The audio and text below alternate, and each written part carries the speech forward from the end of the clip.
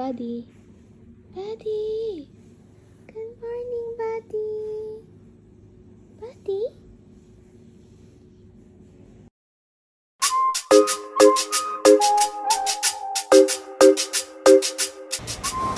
Hi guys, ito yung view ko everyday.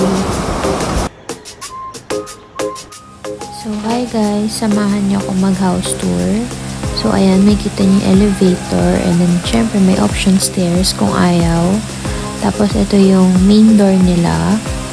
So pagpasok nyo, andyan yung unang pinto sa kaliwa, which is kwarto yan ni Tita Grace. Ayan, dyan siya nag-i-sleep. So wag natin buksan syempre. Tapos dun naman sa door na yan is si Tita Joanne. Tapos yun yung bathroom niya. Ayan. Then, ayan na yung dining. Tapos yan, pictures nila.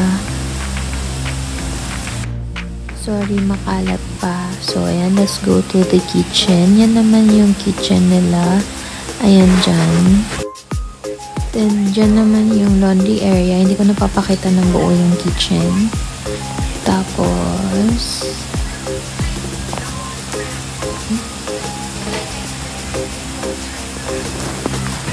this is their TV room or entertainment room. Dito yung mga visitors. Kapag may visitor, merong treadmill. Ewan ko anong tawag doon. Cycling keme. Doon nag-exercise.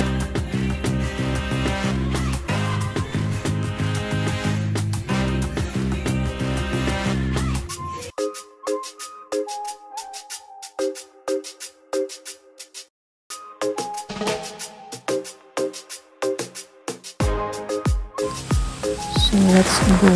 Yan naman yung room namin. Siyempre, hindi ko napapakita yun for privacy purposes.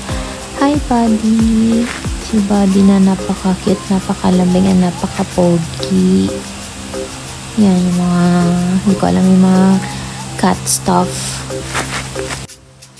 Diyan naman yung sampayan nila, Mommy. Parang extra room din nila yan.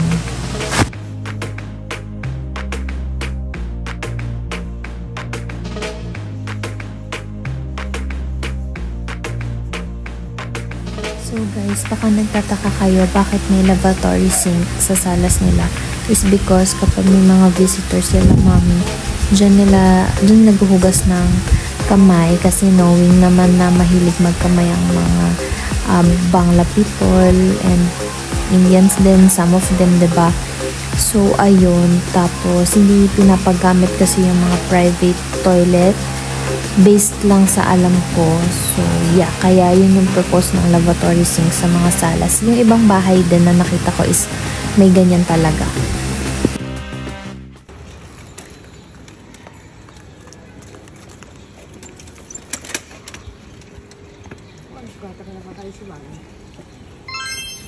So, ayan, nasa labas na tayo. Punta kami sa office ni Mommy. And yan nakikita nyo guys, tawag dyan is rickshaw. So, yan yung parang pinaka-pedicab nila here. Yan. So, ayan, nandito na tayo sa office nila Mommy. And as you can see, ang daming damit kasi garments yung company nila. Hindi ko nasasabihin kung ano yung mga brand names kasi baka bawal. So, yeah.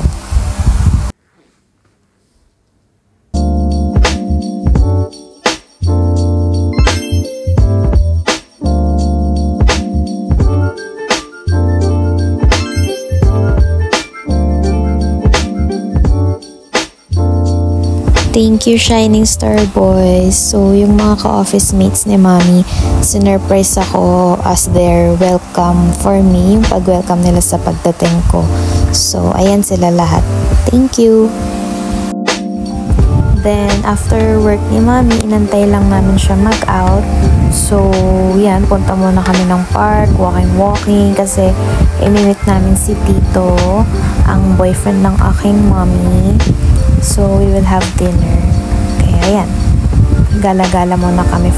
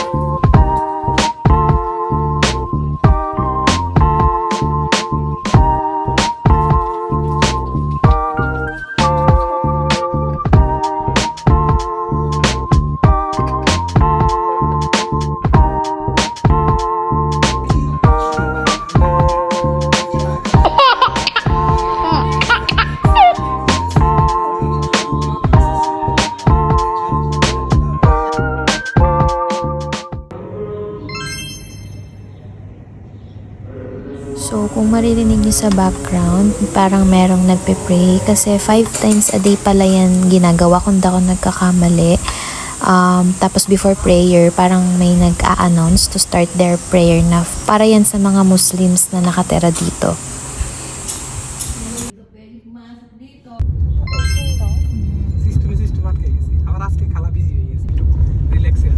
রবিবার ছাড়া অন্য কোনো দিন আমরা এই অফিস থেকে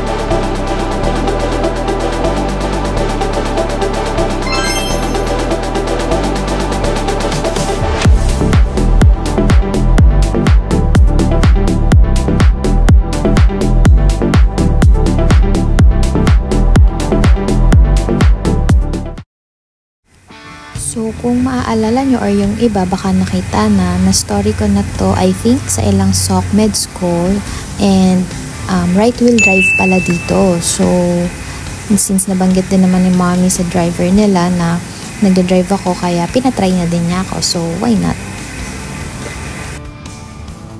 Always priority, rickshaw go, then start. Not fighting. Fighting the start, not rickshaw. Very good. Maybe for 4-5 days trial, then you driving Bangladesh, no problem.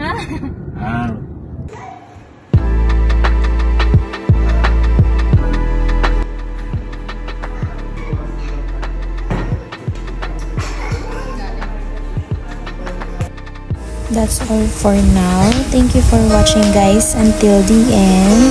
I appreciate you. Good night.